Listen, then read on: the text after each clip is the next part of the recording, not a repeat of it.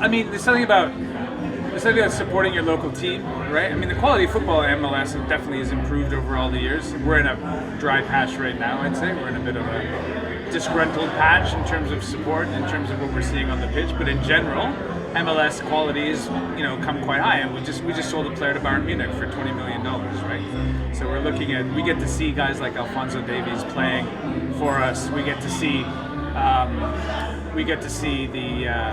it's our local team. It's a league that's becoming more recognized internationally, and the experience that we get to create as well is real. It's you can't replace it by watching Premier League football on TV. Right? There's nothing like being in the stands and singing with a few hundred people.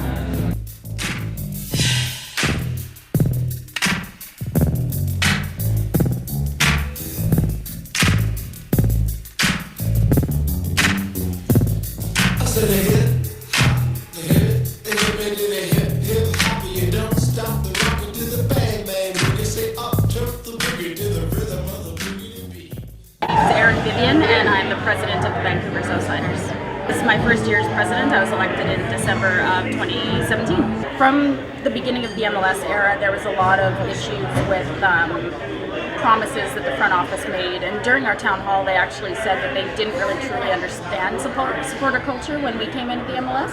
I mean, we definitely try and get creative. There's certainly roots in the English and the Premier League. It is what it is. It has to kind of come from somewhere, but I like to think that we do get creative as well and, can hold our own.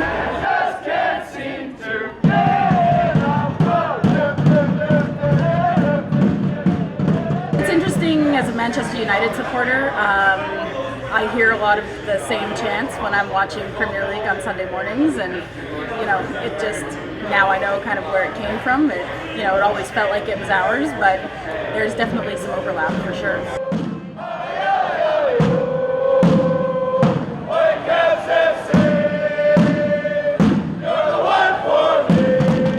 Is the way MLS is set up. So it's a league with franchises, so these aren't necessarily local clubs, and the problem with that is that we lose the opportunity to have an identity that's beyond what we bring in, right? So it's in Europe and the rest of the world, that's your local club playing, and Vancouver's, we've been around since 1974 in various guises, but the way MLS works is it's one company with 23 different branch plants around Canada and the United States. And to me, that's a really hard model to engender the kind of passion that you get in other clubs around the world. That's why supporter culture is kind of difficult here in some ways.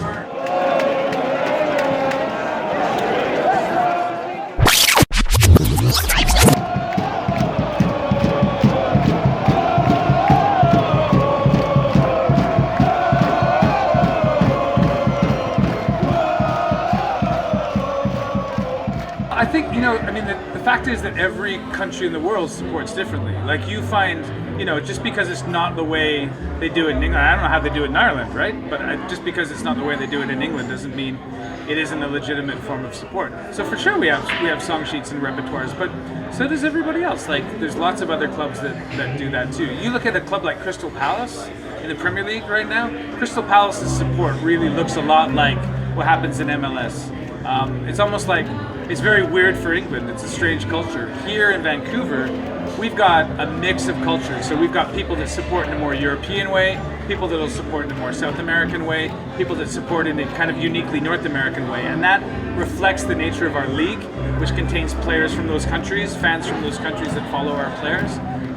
But go around the world, go to Japan, go to Kazakhstan, go to Namibia. I mean, the way people support football is unique to their cultures. So there isn't just one way of doing it. And we've definitely got a unique way of doing it here. You could say it's artificial. I would just say it's different from how it happens in the UK.